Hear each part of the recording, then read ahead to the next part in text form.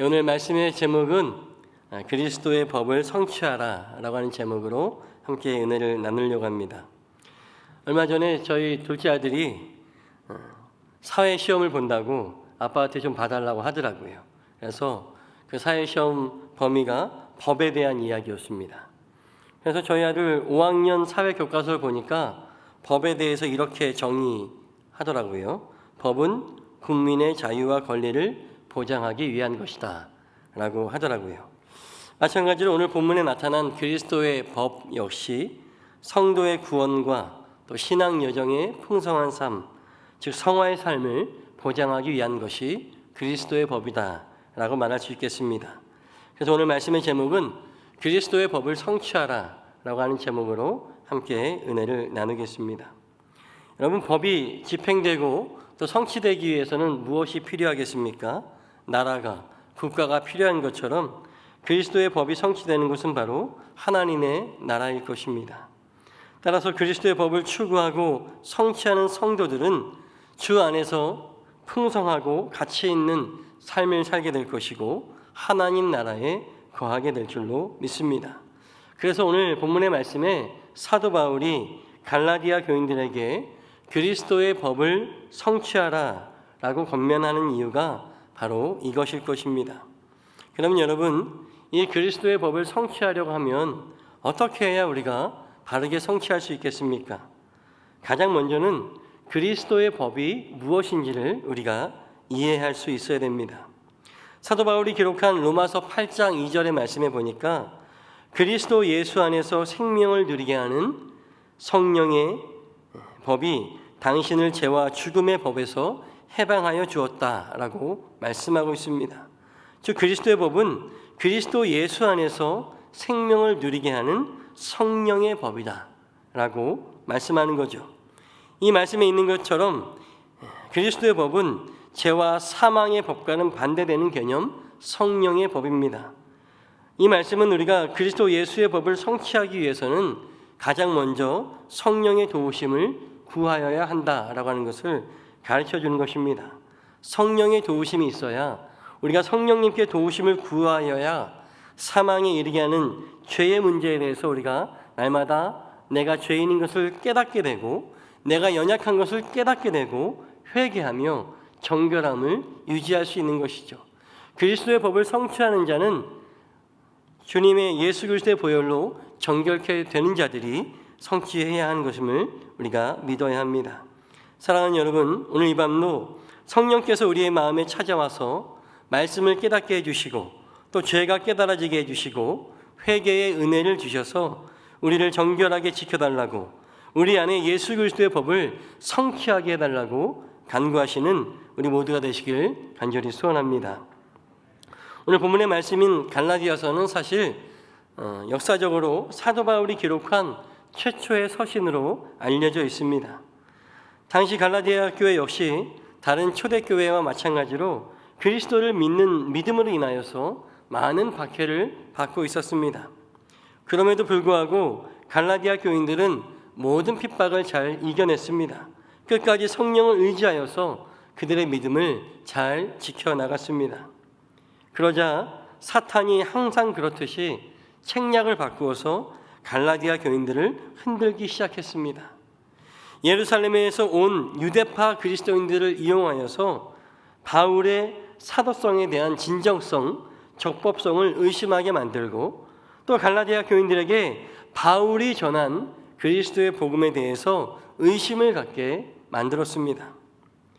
그 유대파 그리스도인들은 갈라디아 교인들에게 마치 바울이 전한 복음은 완전한 복음이 아니다 라고 하는 것처럼 전하면서 구원은 그리스도를 믿음으로 오지만 그러나 유대인처럼 할례와 같은 유대인의 의식을 치러야 구원이 완전해지는 것처럼 그릇되게 잘못 가르쳤다라고 하는 것이죠. 갈라디아 교인들은 이와 같이 갈라디아 교인들과 같은 이방 교인들은 단순히 예수님만 믿는 것이 아니라 유대의 율법을 따라 완전하게 유대인처럼 되어져야만 구원을 받는다는 식의 잘못된 가르침을 전하게 된 것입니다. 그러나 구원은 어떻게 받는 것입니까? 오직 예수 그리스도가 하나님의 아들이시며 나의 구원자이시고 곧 하나님이신 것을 믿는 믿음으로만 받는 것이, 얻는 것이 구원 아니겠습니까? 우리는 이미 이것을 믿고 고백하고 있습니다. 우리가 구원받는 것에 대해서, 구원에 대해서 이 진술 이상이나 이하로 가르치는 모든 것들은 분명히 그릇된 가르침이라고 우리가 알 수 있습니다. 또 심하게 말하면 이것을 이단적이다, 이단성이 있다라고도 말할 수 있습니다. 여러분, 이단의 포괄적인 의미는요, 우리가 잘 아는 특정 이단처럼, 특정 사이비들처럼 행동하는 것뿐만 아니라 그리스도 예수의 복음을 바르게 가르치지 못하는 것도 이단성이 있다라고 말할 수 있습니다. 여러분, 이단이라고 하는 단어의 의미가 무엇입니까? 우리말로 한자어로 하면 달을 이에 끝단자 아니겠습니까? 같은 것을 가르치는 것 같지만 결론이 다르다라고 하는 것이 바로 이단이잖아요. 예수 그리스도의 복음을 전하는 데 있어서 우리의 기본적인 신앙 고백, 예수님이 나의 구원자요 나의 하나님이십니다, 예수님이 하나님의 한 분 아들이십니다라고 하는 이 기본 교리, 신앙 고백 이외에 누군가의 주장이나 누군가의 의견을 더하는 것은 분명히 위험하다라고 하는 것입니다. 제가 청년 때 CCC의 사형리라고 하는 것을 가지고 많이 전도하러 다녔는데요, 그 사형리를 가르쳐 주시는 간사님이 꼭 당부하는 얘기가 있습니다. 이것을 가서 전할 때 잘 읽어주기만 하라고. 자신의 생각이나 자신의 의견 등은 하고 싶은 얘기가 많겠지만 그래도 이것만 잘 읽어주라고 하는 거예요. 근데 그때는 그 의미가 무엇인지 몰랐습니다. 하지만 그 이상의 것을 읽어주거나 자신의 이야기를 전하는 과정 가운데 혹여나 신학적인 훈련을 받지 않는 사람들의 입술을 통해서 복음 이외의 것들이 더하여지거나 또는 감하여질 수 있기 때문에 그것을 주의하라 라고 하는 의미로 그냥 읽기만 하라고 하는 것입니다. 그때는 잘 이해하지 못했는데 나의 신앙 고백을, 나의 간증을 전해주고 싶었는데 지금 제가 지도자가 되어서 생각해 보니까 그 말이 참 맞는 말이죠. 그만큼 예수 그리스도의 복음은 순전하게 가감 없이 바르게 전달되어야 되는 것이 복음이요 예수님의 가르침인 줄 믿습니다. 여러분, 이단을 헬라어로는 하이레시스라고 하는 말을 사용하는데요, 이 말의 뜻은 견해, 주장, 당파라고 하는 의미로 사용되어집니다. 즉 예수 그리스도의 가르침에 대한 다른 견해나 어떤 추가적인 의견, 다른 주장이 있는 무리들은, 그 주장들은 이단성의 위험이 있다고 하는 거예요. 그저 우리는 예수 그리스도의 복음을 순수하게 바르게 믿고 바르게 전하는 것이 더 중요하다고 하는 거예요. 갈라디아 교회 안에 있던 유대파 그리스도인들이 야, 너희들도 유대인처럼 할례 받아야 돼, 너희들도 모세의 법을 지켜야 돼 라고 하는 것들은 유대인들에게 있어서는 당연한 것이지만 그러나 그리스도 예수의 복음에 대해서는 순수하지 못한 것, 부가적인 것이었다라고 하는 것입니다.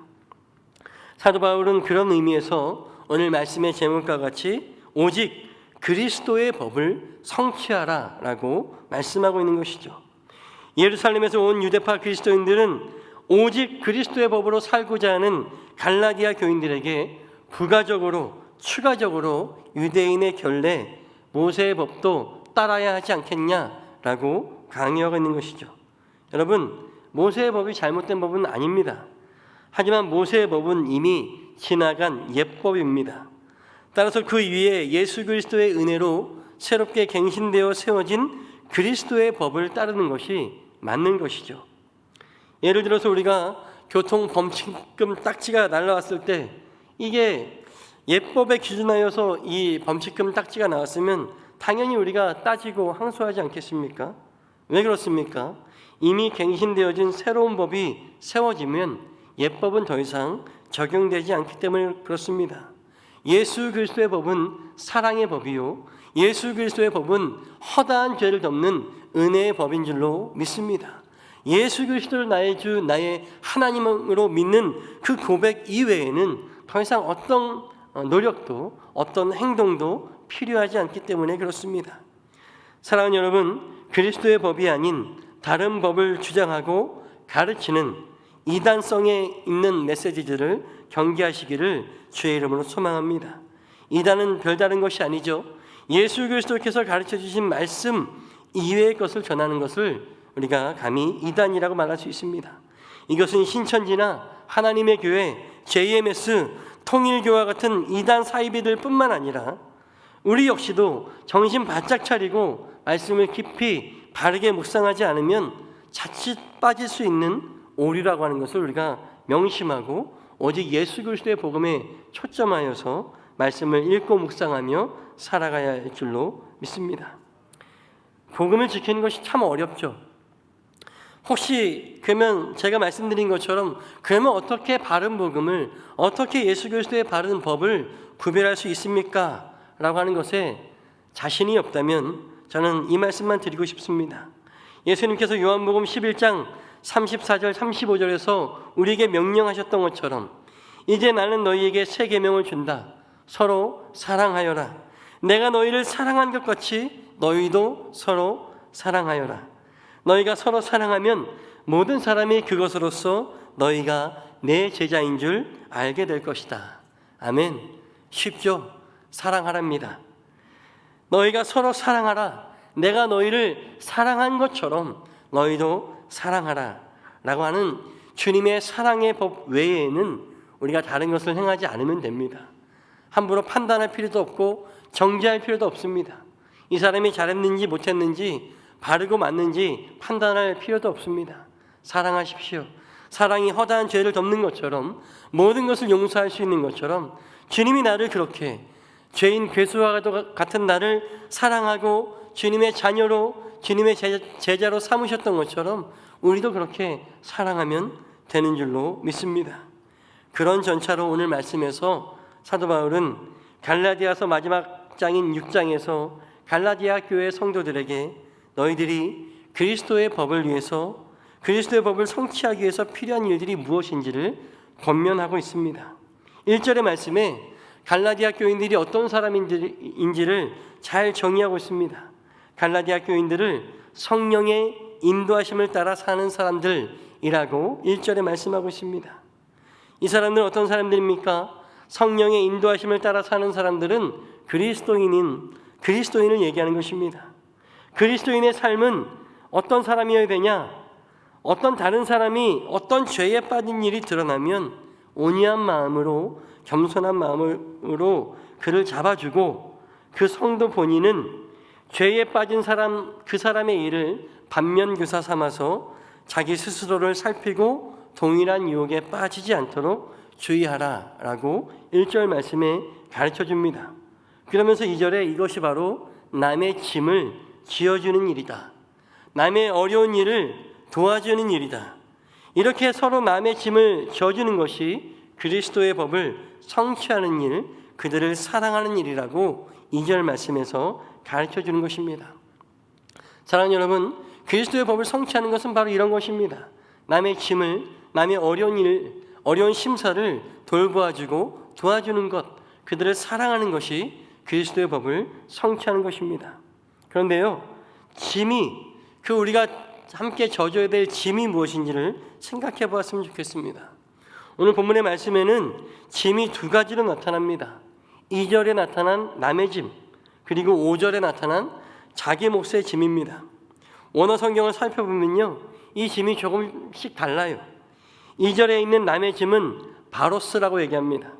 이것은 무거운 짐, 부담스러운 짐 또는 슬픔, 어려움들을 얘기합니다. 즉 남의 짐을 서로 져주라고 하는 것은 이웃의 어려운 일, 슬픔 등 모든 아픔을 서로 나누고 도우라고, 사랑의 마음으로 그를 감싸주라고 가르쳐 주시는 것입니다. 이것이 그리스도의 법을 성취하는 일입니다. 이웃의 일에 관심을 갖고 그들을 위해 눈물을 흘려주며 중보기도 해주며 그들을 돕는 것이 바로 그들의 짐을 져주는 것입니다. 그런데 5절의 말씀에 자기 몫의 짐은 조금 더 확장된 의미를 갖고 있습니다. 5절의 말씀에는 사람은 각각 자기 몫의 짐을 져야 한다라고 말씀하면서도 사람은, 즉 성도가 자기 몫의 짐을 지는 것은 가장 기본 중에 기본임을 또한 가르쳐주고 있습니다. 여기서 말하는 자기 몫의 짐은 원어 성경에서는 프올티온이라고 하는데, 이 말의 의미는 무거운 뱃짐이나 어떤 과업 등을 말합니다. 앞서 2절에서 말한 상대방의 바로스라고 하는 짐보다는 조금 더 목적을 가지고 있는 짐입니다. 이 자기 몫의 짐은 성도 개개인의 신앙의 여정, 인생의 항해에 실어 나를 뱃짐, 즉 그 인생에 있어서 하나님께 맡은 사명을 의미하는 것입니다. 따라서 그리스도의 법을 성취하기 위해서는 남의 짐을 져주기 전에 먼저 자신의 사명을 짊어질 수 있어야 됩니다. 그 이후에 그 사명자들은 이웃의 어려움을 서로 져주고 돌볼 때에 바로 그리스도의 법이 성취된다라고 사도 바울은 오늘 말씀을 통해서 가르쳐주고 있습니다. 이 말씀이 의미하는 바가 무엇입니까? 나 혼자만 열심히 신앙생활 한다고 해서, 나 혼자 구원받고, 나 혼자 은혜 받고, 나 혼자 복 받는다고 해서 예수 그리스도의 법을 성취할 수 있는 것은 아니라고 하는 것입니다. 또한 신앙생활을 등한시하고 이웃의 사정만 열심히 돌본다고 해서, 남만 열심히 돕고 사랑한다고 해서 그리스도의 법을 성취할 수 있는 것도 아니라고 하는 것이죠. 어느 한 가지만 잘해서 되는 것이 아니라 이 두 가지의 짐, 나의 신앙생활도 역시 내가 맡은 사명도 잘 감당하면서 내가 맡은 사명이 또한 이웃을 돌보고 그들을 돕는 일이, 그것이 바로 나의 사명인 것을 깨달으면서 나의 신앙생활과 이웃을 돕는 일을 다 함께 짊어질 수 있어야 그리스도의 법을 성취할 수 있다라고 가르쳐주는 것입니다. 사랑하는 여러분, 어떻습니까? 여러분은 지금 여러분의 몫의 짐을, 그 사명을 잘 감당하고 계십니까? 여러분의 이웃을 잘 돌아보고 그들을 위해서 기도하고 그들을 더욱더 사랑하고 계십니까? 내 사명 잘 감당하시면서 이웃의 어려움에 공감하고 있습니까? 아니면 잘 안 되고 있습니까? 사실은 이 일들이 생각보다 쉽지 않습니다. 왜 힘들겠습니까? 나의 힘, 인간적인 노력으로 이 일을 감당하려고 하니까 어려운 것입니다. 사명은, 그리스도의 법을 성취하는 것은 절대적으로 내 힘이 아닌 오직 예수 그리스도, 그분의 도우심을 구하며 주님과 함께 이 짐을 져야 하는 것임을 깨닫는 우리 모두가 되시기를 간절히 소원합니다. 마태복음 11장 28절 30절에 우리가 너무 잘 아는 말씀이 있죠. 수고하며 무거운 짐을 진 사람은 모두 내게로 오너라. 내가 너희를 쉬게 하겠다. 나는 마음이 온유하고 겸손하니 내 멍에를 메고 나에게 배워라. 그리하면 너희는 마음에 힘을 얻을 것이다. 내 멍에는 편하고 내 짐은 가볍다. 아멘. 너무 잘 아는 말씀이죠. 예수님께서는 짐 때문에 힘겨워하는 자들을 부르시며 쉬게 하십니다. 근데 쉬게 하신다고 말씀해 놓고 오히려 짐으로 괴로워하는 사람에게 멍에를 지라고 말씀합니다. 여러분, 멍에가 무엇입니까? 짐을 끌도록 동물에게 씌우는 장치가 멍에 아닙니까? 짐을 내려놓고 쉬라고 하면서 짐을 끄는 멍에를 씌운다고 하니, 주님, 이게 무슨 말씀입니까? 근데 이 멍에는요, 원어 성경에는 쥐고스라고 나오는데요, 이 멍에는 저울처럼 생긴 멍에예요. 즉 동물 한 마리가 아닌 두 마리에게 씌워 사용하는 멍에를 말합니다. 예수님께서 이 쥐고스라고 하는 멍에를 지라고 제안하신 것은 너 혼자 이 멍에를 져라 라고 하는 것이 아니라, 너 혼자 짐을 끌라라고 맡기시는 것이 아니라, 내가 함께 이 멍에를 함께 지면서 너를 돕겠다라고 말씀하시는 겁니다. 내가 너를 도울 테니 너는 마음을 편하게 먹어라. 내가 다 할 테니까 너는 편하고 가볍게 이 짐을 끌고 가자라고 우리를 권면하시는 거죠. 우리 옛날에는요, 이렇게 소 두 마리가 멍에를 메고 밭을 갈 때 이 한 쌍의 소를 겨릿소라고 불렀다고 합니다. 근데 이 두 마리의 멍에를 지울 때는요, 한쪽에는 일 잘하는 소를, 한쪽에는 처음 일을 하고 일이 서투른 소를 세워서 그렇게 한 쌍의 겨릿소로 밭을 가게 시킵니다. 일 잘하는 소를 안소라고 부르고 일 못하는 소를 마릿소라고 부릅니다. 아니, 둘 다 일 잘하는 소를 사용하면 좋을 텐데 왜 이렇게 할까요?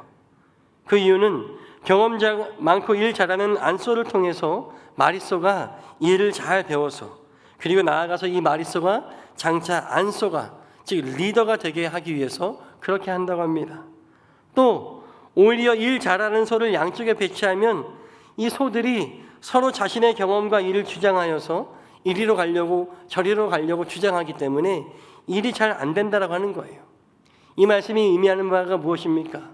주님이 안수가 되셔서 마리소인 우리들은 예수님께 주장을 맡기고 주님이 가자고 하는 대로 아멘으로 순종하고 따르면 우리가 진 짐은 주님이 경험 많으신 일 잘하시는 안수와 같은 주님이 다 이끄시니 우리는 그저 함께함으로 마음의 쉼을 얻을 수 있다라고 하는 것입니다. 이 말씀은 지금 주님께서 함께 지는 멍에에 우리를 마리소로 부르시는 것입니다. 일은 내가 하고 방향도 내가 정할 테니 너는 그저 나에게 와서 편한 마음으로 쉼을 얻고 나와 함께 가자라고 말씀하시는 것입니다. 사랑하는 여러분, 이 말씀을 통해서 성도로서 우리가 사명을 감당하는 일은 결코 나 혼자의 능력을 하는 일이 아닌 것을 깨달아야 할 줄로 믿습니다. 가장 먼저 주님과 동행해야 돼요. 마리소였던 우리가 주님을 통해서 그 주님의 일하심을 배우고 이제는 우리가 안수가 되어서 다시 우리가 우리 이웃의 서로 어렵고 힘든 이웃들을 도울 수 있어야 된다고 오늘 말씀은 가르쳐주고 있는 것입니다. 더욱 주님을 의지하고 더욱더 기도를 구하는 일이 그래서 중요한 것입니다.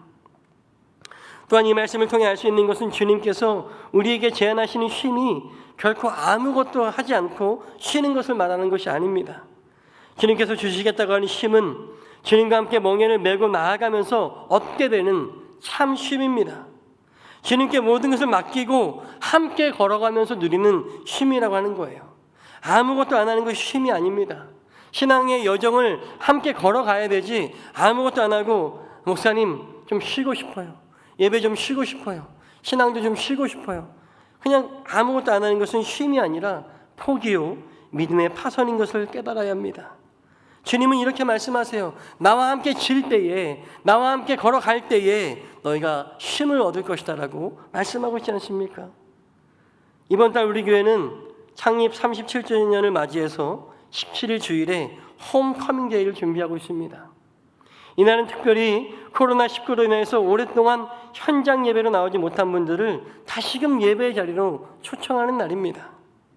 그분들 중에서는요, 물론 어려운 상황 가운데서도 있는 자리에서 최선과 열심으로 예배를 드리시는 분들도 계십니다. 그런데 또 어떤 분들은 쉼을 갖는다고 생각하는 분들도 계실 것 같습니다. 하지만 말씀드린 것처럼 쉼은 그냥 가만히 있는 것이 쉼이 아니라 함께 걸어가면서 얻는 것이 쉼입니다. 그냥 가만히 있는 것은 어쩌면 주저앉은 걸 수도 있어요. 주님께서 주시는 진정한 쉼은 주저앉아 있을 때 얻는 것이 아니라 주님을 의지하고 힘겹지만 함께 나아갈 때 얻을 수 있는 것이 참된 쉼입니다. 오늘 9절의 말씀에 보면 선한 일을 하다가 낙심하지 맙시다. 지쳐서 넘어지지 아니하면 때가 이를 때에 거두게 될 것입니다 라고 말씀합니다. 열매를 바라는 사람은 멈추지 말아야 됩니다. 지쳐서 넘어지지 않아야 때가 이를 때에 열매를 거두는 것이죠. 우리의 신앙생활, 우리의 그리스도의 법을 성취하는 사명 감당하려면 우리의 신앙생활도 멈추지 않아야 됩니다. 그러므로 내가 지금 주저앉아 있을지라도 다시 주님께서 부르시는 그 부르심에, 성도의 부르심에 응답하여서 일어나 앞으로 나아가야 그 열매를 맛볼 수 있는 것이죠. 사랑하는 여러분, 오늘 이 말씀을 듣는 우리는 코로나19 여러 상황으로 인하여서 영적으로 주저앉은 우리 이웃들의 짐을 함께 져줘야 할 줄로 믿습니다. 예배가 무너지고 영적으로 주저앉은 이들을 일으켜서 주님과 함께 멍에를 메고 함께 걸어갈 수 있도록 도와줘야 됩니다. 진정한 쉼과 힘을 얻게 하고 그들이 때가 이를 때 주시는 달콤한 열매를 맛보게 해주는 그들의 남의 짐을 우리가 함께 져줘야 됩니다. 그 사역을 바로 성령의 인도하심을 받아서 그 사역 감당하는 우리 성도님들이 되어야 할 줄로 믿습니다. 이것이 바로 그리스도의 법을 성취하는 것입니다. 홈커밍 데이, 여러분 우리 목회자들만 또 교회 중직들만 준비하는 것이 아닙니다. 우리 모든 성도님들이 함께 혹시나 주변에 예배로 코로나19로 인하여서 예배에 주저앉은 이들이 있다면 그들의 짐을 져주고 그들을 위해서 기도해주고 함께 예배에 나갈 수 있도록 권면해 줄 수 있어야 됩니다. 이것이 그리스도의 남의 짐을 저지른 것이고 그리스도의 법을 성취하는 일 아니겠습니까? 무너진 예배가 회복되게 하는 것보다 더 귀하고 선한 일이 어디에 있겠습니까? 10절 후반에는 이렇게 말씀하고 있잖아요. 특별히 믿음의 식구들에게는 그 선한 일을 더욱더 그렇게 합시다 라고 바울은 권면합니다. 믿음의 파선 이기에 있는 우리 좋은 교회 영적 가족들에게 더욱더 예배의 기쁨과 감격을 전할 수 있는, 남의 짐을 서로 져줄 수 있는 일에, 그들을 예배로 초청하는 일에 더욱더 열심을 내시는 우리 모든 성도님들 되시기를 주의 이름을 간절히 소망합니다. 6절 말씀에 바울은 말씀을 배우고 가르치는 사람은 이 사실을 알고 함께 나누어야 된다라고 가르쳐주고 있습니다. 오늘 예배에 참여하여서 이 말씀을 듣는 모든 성도님들은 말씀을 깨닫게 하시는 모든 성령님의 인도하심을 따라서 우리 믿음의 예배에 파선한 이웃들을 기억하시고 그들과 함께 이 좋은 소식을, 예배의 감격을 함께 나눠야 될 사명이 있다라고 하는 것입니다. 모두에게 이 기쁜 소식을, 이 선한 일을 전하시길 간절히 소원합니다. 이것이 우리의 사명이요 그리스도의 법을 성취하는 일인 줄로 믿습니다. 마지막으로 그리스도의 법이 성취되는 것이 어디입니까? 그리스도의 법이 성취되는 것은 바로 하나님 나라입니다. 그러므로 우리의 삶에 그리스도 예수의 법이 성취되면 그곳이 바로 하나님 나라입니다. 17일 날 있을 홈커밍 데이를 통하여서 우리 성도님들이 영적으로 주저앉은 그 영혼들의 짐을 함께 짊어져서 예배의 감격이 회복되어지고 우리 좋은 교회 안에서 그리스도 예수의 법이 성취되어질 때에 우리 좋은 교회가 하나님 다스리시고 하나님이 강력하게 임재하시는 참 하나님의 나라 천국이 될 줄로 믿습니다. 사랑하는 여러분, 이번에 진행될 홈커밍 데이가 단순한 행사가 아니라 오늘을 사는 우리 좋은 교회 성도님들에게 주시는 그리스도의 법을 성취할 수 있게 하시는 주님이 주시는 절호의 기회인 것임을 깨달으시길 간절히 소원합니다. 부디 이번에 홈커밍 데이가 우리 좋은 교회 모든 성도들이 서로 어려운 짐을 져줘서 우리 좋은 교회에 그리스도 예수의 법이 성취되는 역사, 예배의 감격이 회복되어지는 역사가 우리 좋은 교회가 하나님 나라로 선포되어지는 귀한 은혜 나타나시기를 간절히 소망합니다. 함께 기도하시겠습니다.